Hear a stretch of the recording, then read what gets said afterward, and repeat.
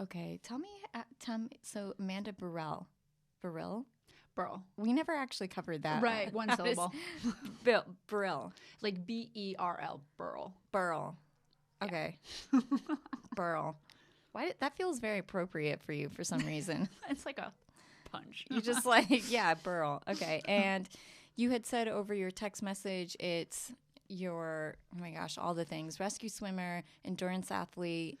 I mean, if you want to make it easy, it's like veteran, journalist, athlete, advocate.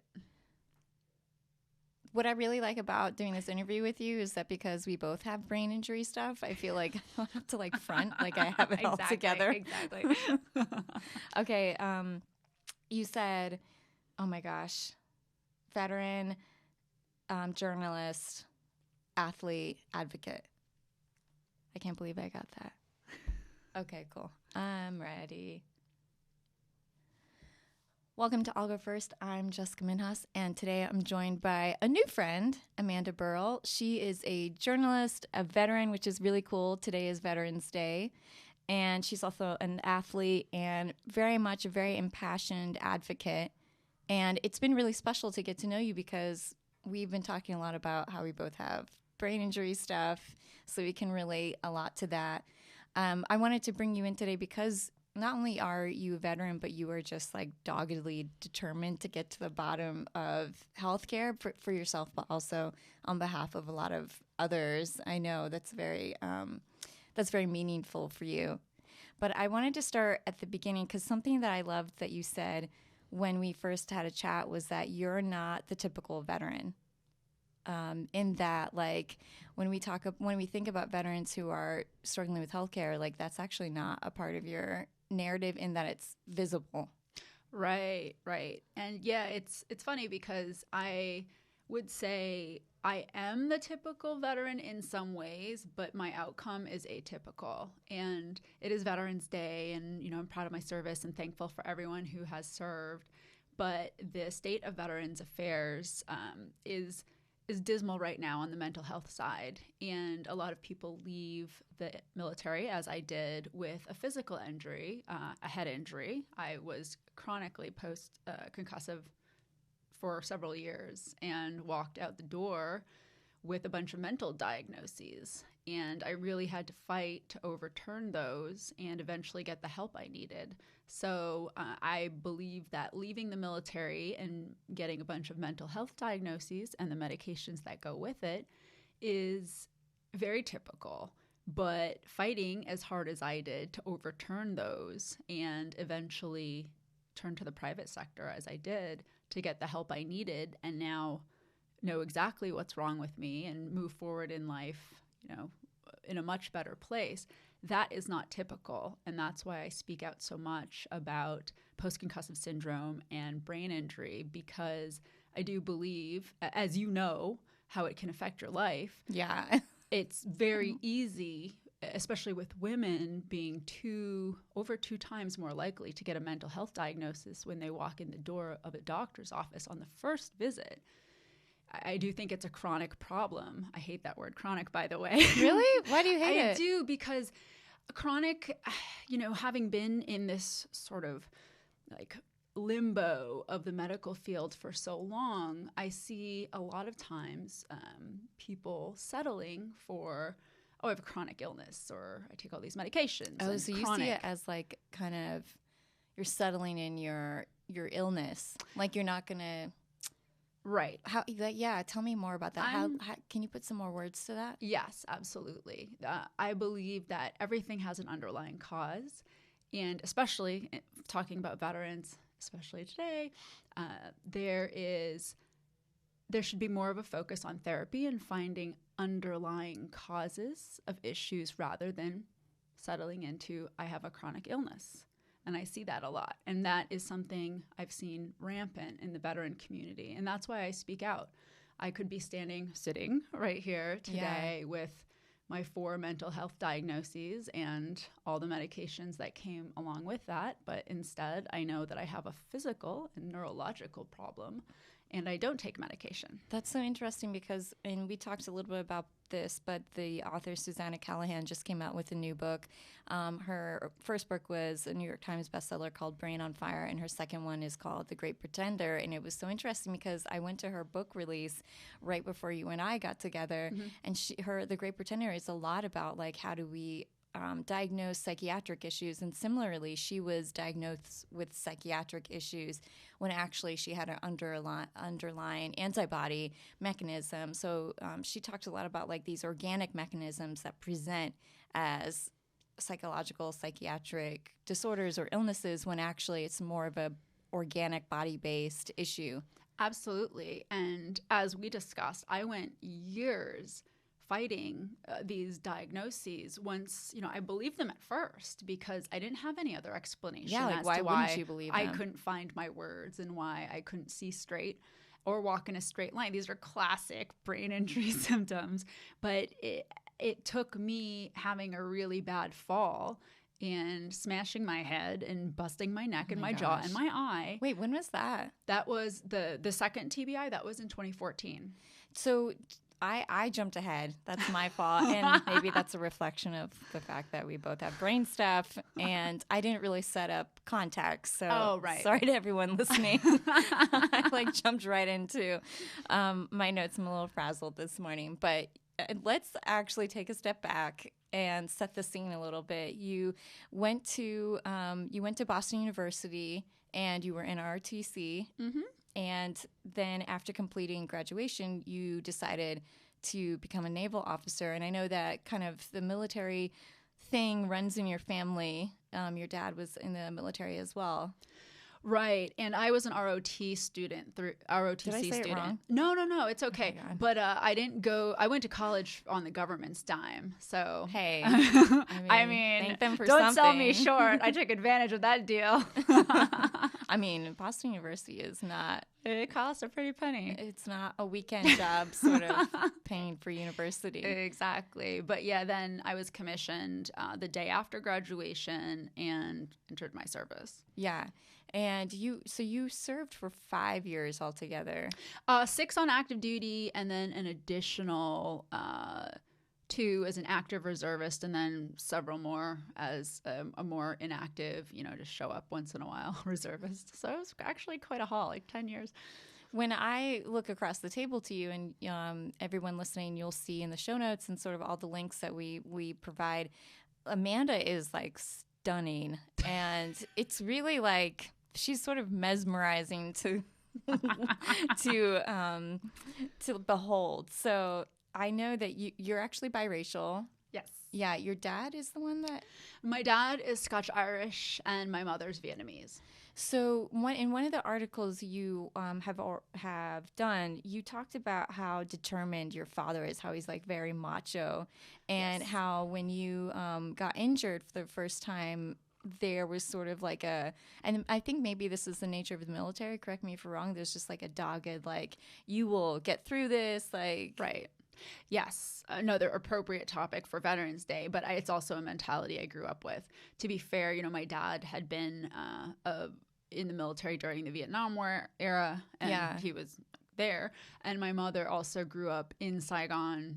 She existed in Vietnam from 1949 to 1975. That's wild. Prime warriors. So I think grin and bear it was instilled in me. But also, when I first got hurt in 2003 while I was in the military, that was the first time I got injured. And sorry, just for that, you had said that was the very short version of what happened in 2003 in a few sentences, because you've talked so much about that and I really want to. Yeah. For context, especially. So during my first deployment, I reported to my ship in November 2002, and we deployed right away.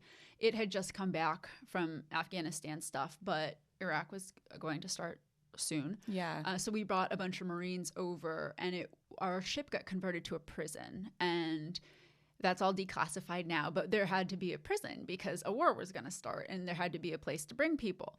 So just given the way our ship was set up with a big empty space inside, we were able to take all this fencing and caging, more or less, and create a prison. So that's where I worked and where I was when the war started. I'm trying to imagine you just look at this petite, gorgeous woman on this naval ship already with like a lot of males, and then now your job is to be like on guard in the prison for these Iraqi. Well, it was funny because there were like 395 sailors on my ship, and then there weren't many females running around. There was me. I had my own room because of it. That was great. But then we would bring on 1,000 Marines, and those were all men. And then obviously any of the prisoners we brought on, we left the Marines in Kuwait so that they could do, Marine invasion stuff. Yeah. And then all the prisoners we got were also male. But as an officer, I was standing a different watch than sort of like, I wasn't marching around guarding the prisoners. I had a different form of work. But when I was standing the guns liaison watch officer role, I would walk through, even though I wasn't supposed to, but I just wanted to see. And I would get the craziest looks, like disdain from the prisoners. These are conservative. Oh, yes. And they're pissed because they've been taken in. Like they're not happy to begin with. Yeah, that was interesting to me. But what happened was, after a watch, I was stuck with the midnight to 4 a.m. watch every night because I was new. I had just checked on board. Okay. I was the only junior officer who had just checked on board. And I was the only woman. It was just natural that they'd make me stand the mid-watch. But one night, I'm not going to pretend I remember the details exactly. Yeah. I just know I got off watch at 4, but at 6 a.m, I was found unconscious. And the details aside, we know that I had no idea what had happened, that the next 3 months are a complete and utter blur, that I start reporting, and this wasn't evident to me until much later when I got my hands on these old records. I started reporting weird at the time, but in retrospect, hindsight's 2020, unlike my vision was, I was having these I had never been to medical before, but suddenly I can't catch a Frisbee. And as an athlete, it's like, whoa, I can't catch a Frisbee. Something's wrong. Sound the Amanda, alarm. How many summits have you done? Oh, of the 7? Yeah. 3. But I mean, like a lot of other and you're about to go on your 20th marathon? New York 2020 will be my 20th. So you not being able to catch a Frisbee is like a pretty big deal. Like you what's up with that? You're on the cover of Runner's World. Like you're not just like a hobby Frisbee player. I always fancied myself like I can do the roundhouse soccer kicks. But you can actually do right. I wasn't imagining this. So yes, suddenly not being able to catch a Frisbee. I also couldn't, I would describe it as, why can't I read? That was sort of my desperate plea. And the truth was, I would start to get this raging headache. So as one of my collateral duties was intelligence officer, so I would take all this intelligence coming in, and I just cut and paste all this stuff and create a brief. And I was horrified because this is like 2003, 4, like, could this be called plagiarism? Like, I'm not doing any consumption here. Yeah, you're just like confused. And then I would just read it off the PowerPoint or the paper to the captain, and I was hardly able to get through with the academic or word-based parts of my job, which is why I became a rescue swimmer, because I didn't have to read anymore. Yeah, and again, like, this is just Amanda's nature. So Amanda, what I hear you saying is you're talking about how like you have to copy and paste briefs, which are actually like, that's not necessarily, not an easy task, but then you're like, because you talked a little bit about adapting and how I think it's just funny that your like version of adapting is becoming a rescue swimmer. And you actually posted something on Instagram today about it, about how you were how many? There were 55 recruits vying for 8 spots. as rescue swimmers? I know it was close, but we started with 56 people.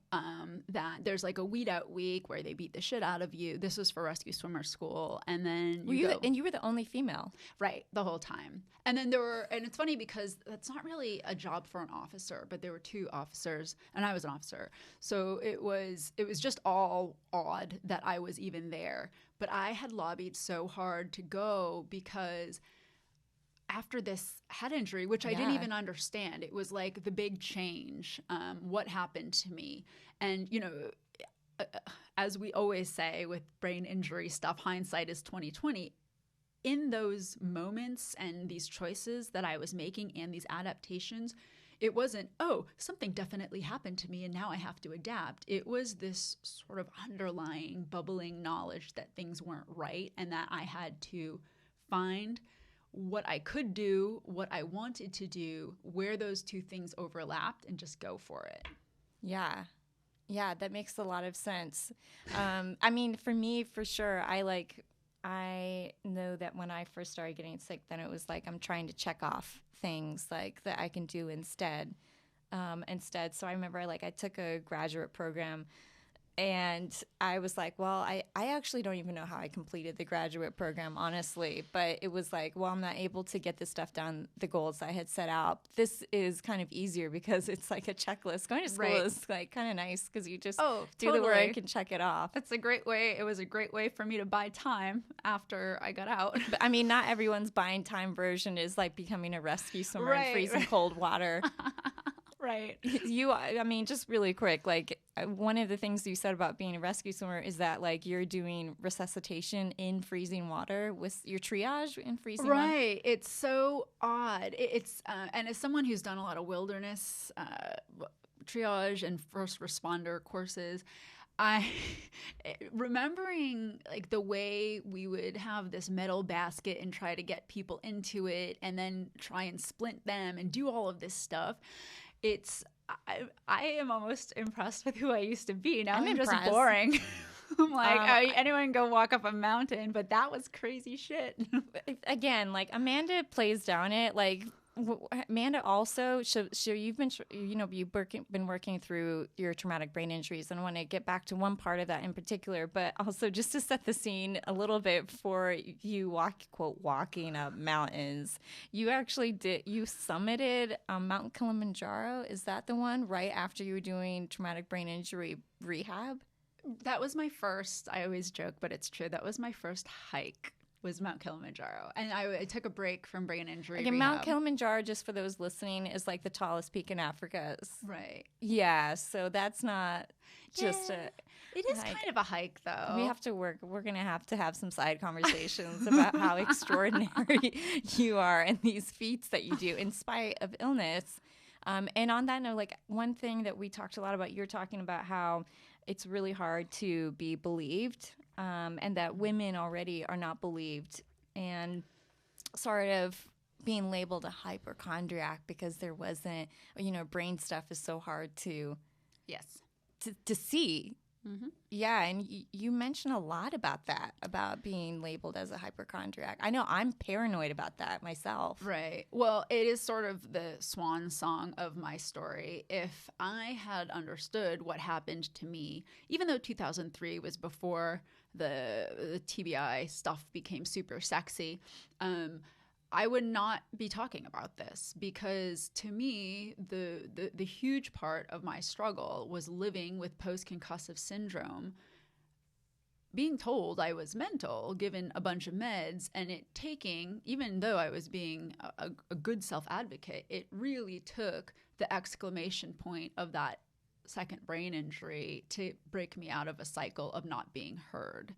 And I thought a lot about just, I have an awesome job. I have much of my athleticism back, of just moving forward and saying, screw it. Hey, that happened. People get hurt. It stinks. But the fact of the matter is, yes, people get hurt, but it is not right when people get hurt and don't get help. And looking into some of the data surrounding the amount of the number of times women are misdiagnosed as mental or not heard, and skip to other doctors, and there's so much data to pull, and it's hard to pull it accurately, and everyone has their own set of things, and you can take out certain factors, but it remains that women are underserved with unseen illness. Yeah. Yeah, that is, and that's just not in with mental stuff or brain stuff. I mean, we're seeing that right now in the news with women of color and maternity issues and like absolutely giving birth, which is just crazy to me. But that underlying narrative of not being believed. Oh, absolutely. And I think it's a bigger epidemic than we know. I know that I am the most assertive person I've ever met. I mean, she really is, if you haven't gotten that yet. And it still took me a really long time to figure it out. And not everyone has the, quote, luxury of falling into a second brain injury to really show that, hey, these symptoms I've been having the whole time were related, and, you know, able to excavate my old record, which had been digitized by then. And you had a sense that it was like a brain injury situation, not a psychiatric thing. I used to wonder if I had some sort of underlying disease, all of these sort of, because when I did try psychiatric medications, they never worked. Yes, Adderall would pull me into attention. Yes, Klonopin would make me feel relaxed and actually quite awful, and I didn't like it at all.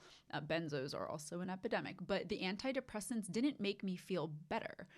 So I knew something else was wrong. So you were diagnosed with depression, anxiety, ADHD? Yep. Is that because that's what, is that how you say it? Adderall? Yeah. is for...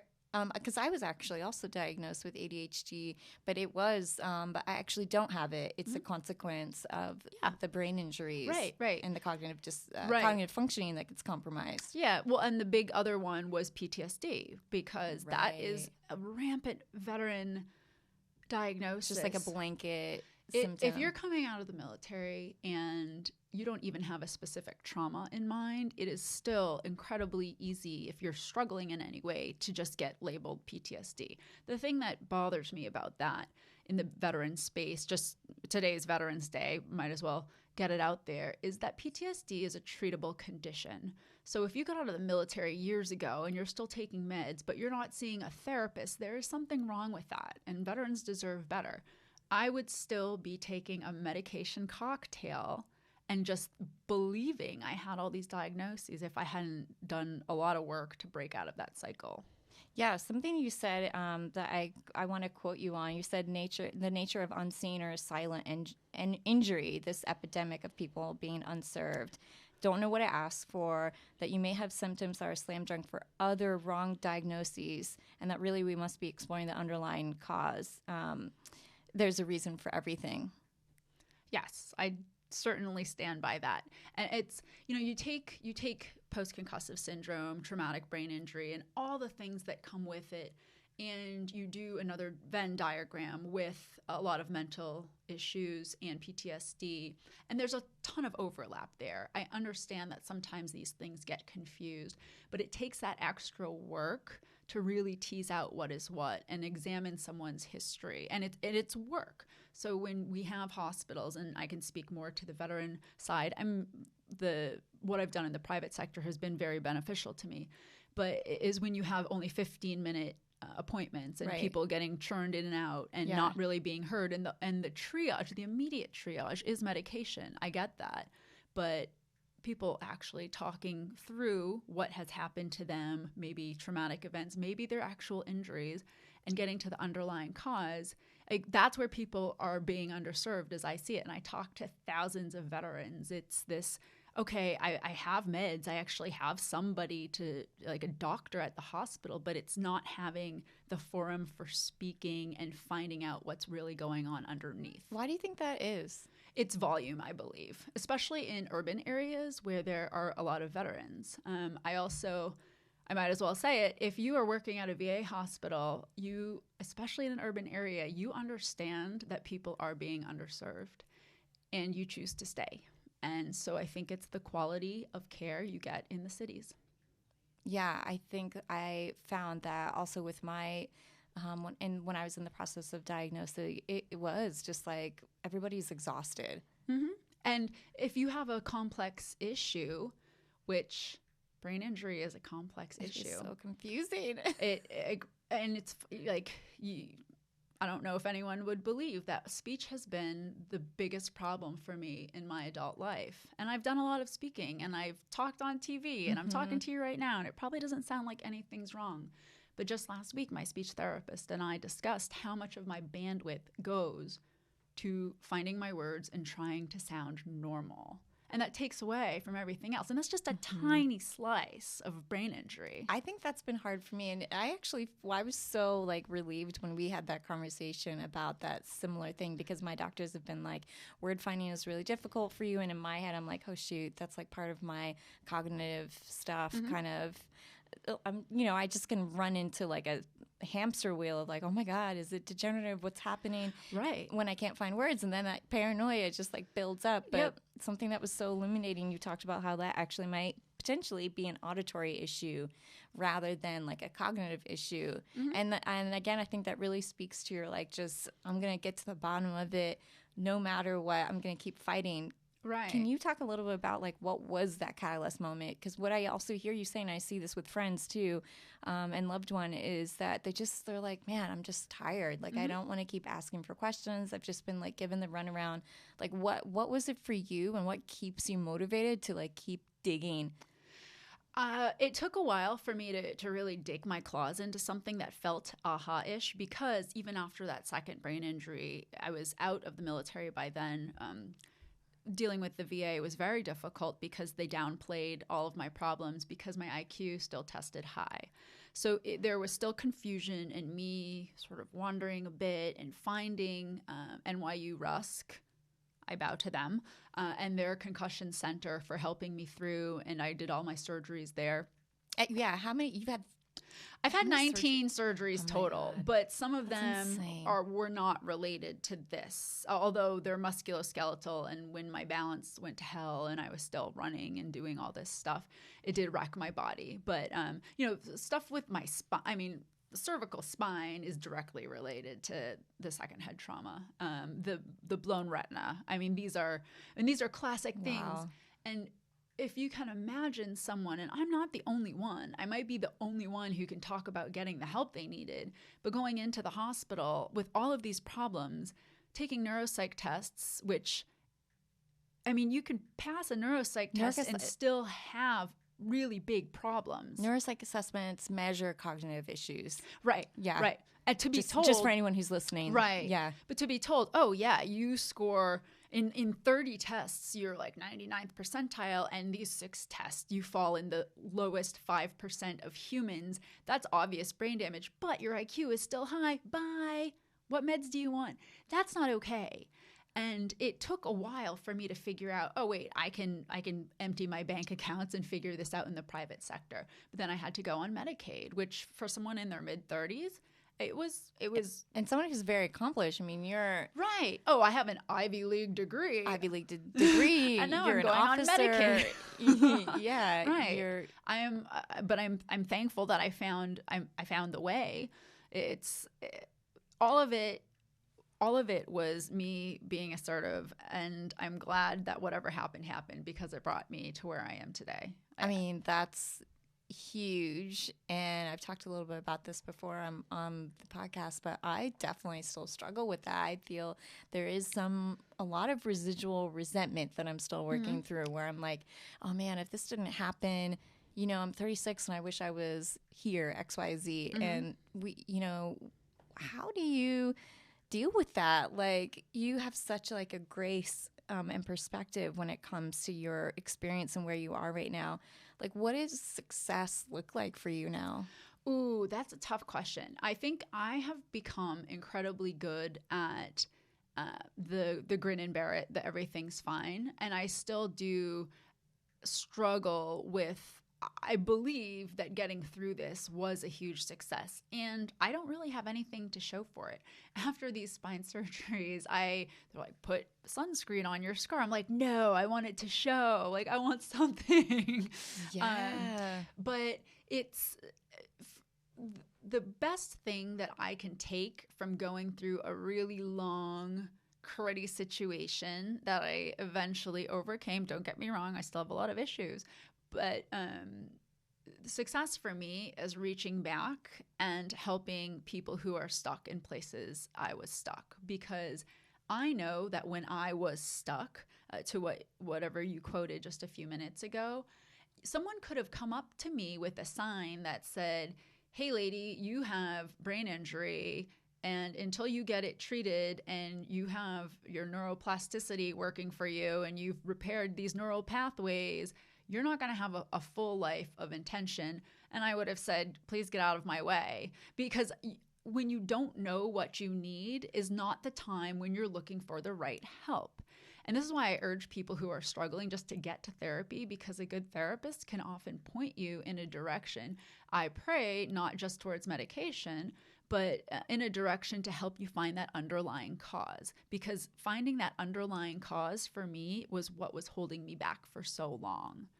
So success for me, and this isn't glamorous work. I don't have, I'm not missing an arm. I'm not running around like shooting guns and doing your typical veteran stuff. I know where the holes are, and that's why I went with the fellowship with High Ground's Veterans Advocacy, High Ground, singular, because they taught us how to actually go and sit in front of congressional offices and say, hey, this law needs to be amended, or this needs to change, or this needs to be enacted, and start change at a level that is going to reach into the system and find the people who are stuck. I mean, I think we're both right now, we're sitting here talking about it. We're in a much better place than we once were. So what I think about as far as success is concerned is helping the people who are stuck in the places that I know these holes. I fell into them. Thankfully, I crawled out, but they can be very lonely, dark places. Yeah, for sure. What would you say to someone who's listening, or someone who has a loved one who's sort of struggling with this right now? What would you say to them to, like, I don't even know how to frame that question, because I'm like, to encourage them? No, I mean, like, or to like mobilize them to keep fighting for their rights? Right. Like, how do you even know what your rights are? Exactly. And that's the hardest part, is when you don't understand what's going on. And that's the whole like surrounding aura when we're talking about cognitive issues or brain injury or post-concussive syndrome, is that there's so much there's an inability to understand the big picture. I mean, for a long time, it was as though my job was getting to the next day. Totally. Planning ahead wasn't a thing. So, and that's why I really turned towards the mental health piece, because if you are impaired in these ways, your mental health is suffering. It doesn't mean you're mentally ill. It means your mental health is being strained. And anyone with strained mental health should seek help. And it was I wasn't getting offered help. No one was shoving help in my face. I also was not proactively seeking it out for a really long time. And I think that would have made a huge difference for me. So my advice would be, if you are struggling in any way, first step is to seek out some mental help, seek out some therapy. Even people who have great lives get therapy. Therapy is a good thing. Therapy is a good thing. That it's stigmatized. I use the Headstrong. The Headstrong project is, don't go through the VA unless you want group therapy and medication. So I like the Headstrong project a lot. I have a therapist, and I still see a therapist. I have no stigma attached to that, and it does help me. You spoke about anger. It's helped me really process the anger of losing so much time. And EMDR is my modality of choice. EMDR is eye movement desensitization, something or other. Yeah, it's a form of trauma treatment, which is psychosomatic, which means body based. Right. And it actually helps like reset your neurological system, therefore helping you process things that were very painful or anger inducing as more logical. Like, hey, this happened to me and it really stinks, but at least I can help other people and be thankful that I made it through. And I'm less than 40 right now. I still have a lot of life in me. You have a lot of life in you. I hate when people are like, oh my gosh, I'm this age. And I always think of, love him or hate him, Gary Vee, and his like messaging, and almost all of his podcasts is like, we are so young. Yeah. We are so young. Mm-hmm. I mean, because I definitely have struggled with that, with the resentment that you're talking about, with the anger of like, oh, I wish I was this place, but I think as I get older, I'm trying to hold both. And I wonder, like, do you ever struggle with this where I meet people who I'm like, oh man, like I'm so lucky compared to them. Their injuries, something that they're living with is way more difficult than I am. And then I'm like, I shouldn't feel bad about this. Like, I guess it's like, yeah, people look at me and they're like, oh, you look fine. And I'm like, maybe I am fine. Then I start questioning like if something's actually it goes going both on. ways. And it's tough for me in being a veteran to see a lot of this, like, and everyone who served deserves some credit and my thanks. But, you know, how many times have I wished I had got my leg blown off, or that I'd just been shot, or that I'd been in a wreck or a crash, or that I'd driven over an IED, because I would have been given treatment right away. Would I trade my life of having lived it without a limb or something to that effect versus what I went through, which was like very mentally taxing and exhausting, and it led to a lot of heartbreak. And, you know, it does no good for me to really ruminate on that much. And I try to look forward, but, you know, the short answer is shoot my leg, take my leg, and then put me back, like give me some treatment and make it a year-long ordeal. But it was a decade and a half of struggle for me. So what I hear you saying is really about the invisible becoming visible. Right. I mean, and there's no part of me where you see what happened. You know, see all the screws and little plates inside. And because you do actually have a lot of stuff in there. I have a couple of bionic body parts. Yeah. I really light up on the X-ray machine. Yeah, but you know, I wouldn't change it because now I have the knowledge to help a lot of other people. And medical records being digitized now, there are ways. So I had this loss of consciousness in 2003. I didn't even know about it. The documents were shoddy, handwritten, but they were scanned in eventually, and a really clever person at the VA hospital was able to like go through some sort of wall and look at these old records. Wow. And we were like, oh my gosh, we have all this. This is like slam dunk the information we needed a really long time ago. But now that these things are digitized, to go to Congress and say, hey, there needs to be some sort of a law or an amendment to an existing law that screens for loss of consciousness and double checks that this person has had a TBI screen. Because loss of consciousness almost always means some sort of concussion, or, you know, some people have concussion and it's just a week or two thing. There are people who are prone to post-concussive syndrome. So, and that can really escalate. So you can have like a predisposition. Absolutely. Right. Okay. And I think that's so valuable that you say that, because it also makes me think about something that we talked about, which is people think that like, oh, you're a veteran, traumatic brain injury makes sense, that could be part of your stuff that happens. But you had mentioned this, and I thought that was so illuminating, which is like, we have to also be thinking about, like, for example, people who are in domestic violence situations and their propensity towards traumatic brain injuries. And when people say, like, oh, I just fell and hit my head, like I'm in a traumatic brain injury support group, and there are so many people in there who have just like slipped on the shower and now their lives are completely changed. So there's almost like a stigma with like, or I don't know if it's a stigma, but it's like a dismissive thing where it's like, oh, it's not that bad. Like, everyone falls or. Yeah. And I do think about that a lot. And I don't want to just make my advocacy about veterans or just about women. It's about not getting help. And when I think about, if I had been knocked unconscious and a bunch of people saw it, I would have been like escorted to medical. I would have gotten help right away. I know this. When a domestic violence victim gets hit or, you know, pushed and smashes their head, whatever it may be, the very person who could potentially bring them to the hospital isn't. I mean, that's the nature of this horrible situation. And that person will later cry for help, not only because they're in a bad situation, but because they're now having all these issues. And that will be misconstrued as mental illness. And I see that epidemic as even more horrifying and under the radar as, veterans with traumatic brain injury. But I do think I live in Harlem, and I think I might have mentioned this when we talked before.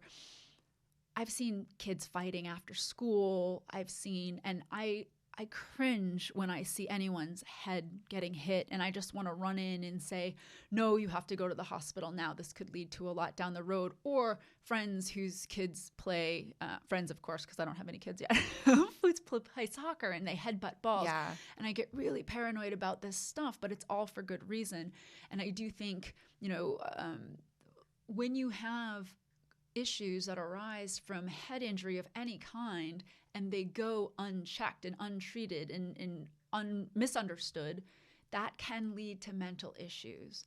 Right. So it's like the unaddressed stuff does become, I know that it's true for my case, and I see this a lot with other people too, is like, had I not been diagnosed, shout out to my doctor, Dr. Derek Chong, who I adore, had I not been diagnosed, my symptoms could have led to even worse long-term potential, like early onset dementia, early onset Alzheimer's, had I not gotten lucky enough to be diagnosed now.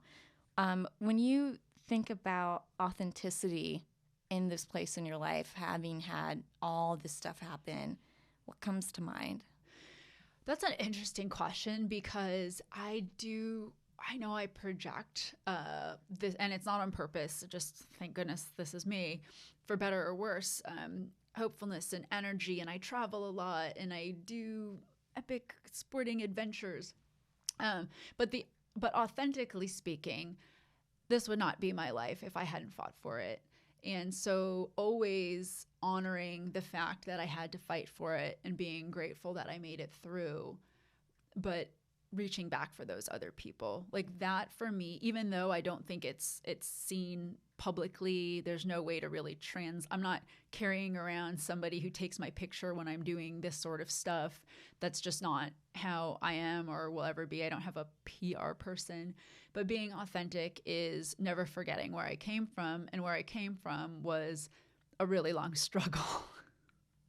Yeah. Yeah, I can't think of a better way to say that. I mean, you just imbue like that you will get to the bottom of why. Like anytime when I was thinking about prepping for this interview, the thing I kept wanting to ask you is like just that play on like if I was a kid and you were an adult, just like, but why? Yeah, but why? Like if we had time for that, I would I just want to sit in a corner and be like, yeah, but tell me, why should I do this when getting treatment sucks and when it's like really hard, and to be told, well, maybe you're just making this up, or actually maybe you do have depression when actually all this other stuff is going on. I know you're doing a lot of advocacy work right now. Can you tell us a little bit about that, how we can support you in what you're doing, or maybe what we can be doing in our own city and in our own communities? Yeah, I mean, I don't personally need support. I am thankful that people have reached out to me and asked to speak on the topic. I think I do still I have a neurological situation I'm handling, and still have, vision and speech and the craniosacral therapist. So when I'm in town, I'm still handling my own stuff too. I think that, if I were to ever like share a bill that got passed or something like that, yeah, like a little pat on the back would be nice. But really, the way that somebody out there could help with this specifically is to urge anyone who's struggling to get some help. And it's not as simple as, I learned that I had multiple traumatic brain injury. Crickets. It wasn't. No, but then to go and get the treatment, and then when something didn't feel right, to speak up and say, I still don't feel right. Every single person has a body that wants to heal, and the amount of people, and it breaks my heart, no tears, but the amount of people that resign themselves to stop asking questions and take medication and just sort of accept the labels as their fate is shocking to me. And I speak to a lot of people who I sense are actually insulted that I'm urging them to push for more, to ask more of their providers. But it's our right, and it's everybody's right to feel healthy. to feel 100%. And I know how I grew up, and I know who I was when I walked down the pier and got on that ship to go on my first deployment. And I will never forget what it felt like to think clearly and to be a bomb-ass athlete. And I don't think clearly, and I'm not a bomb-ass athlete. And until I feel that I've done everything I can to fulfill those, I don't make it my 24/7 life's work. I understand I do have some limitations and probably always will, but taking care of myself is a huge part of being able to take care of other people. So the number of people I talk to that aren't taking care of themselves is shocking to me. And I try to just inspire other people to take their life back. I couldn't think of a better way to say all of that. Thank you so much. Thank you so much for sharing your heart and like just your champion spirit. I love that there's so much. I love what you're saying about like it's not just all driving and endurance and like overcoming, but it's also in just the little day-to-day, like getting up and being able to brush your teeth, and then the next day maybe running that marathon, but holding both and really honoring both. And I think there's so much value in that, and I need to remember that because I can definitely get into that type A, like how come I'm not accomplishing stuff. But yeah, you're right. This morning I got dressed, I was still a little late because I forgot where my keys were, and then but yeah, just really honoring and celebrating ourselves that we are where we are today. Thank you so much for coming in and joining us. Well, thank you for having me, and thank you for doing what you do. Oh my gosh, no, thank you. Thank you more. I'm like really trying to be good about being done. Hello. We can wrap now. We can wrap. Miles, we're done. We can wrap. I just want to be good about ending my time on time. So I know we said we go to 12:10. So yes, awesome. Nice. That audio sounded really good. Yeah.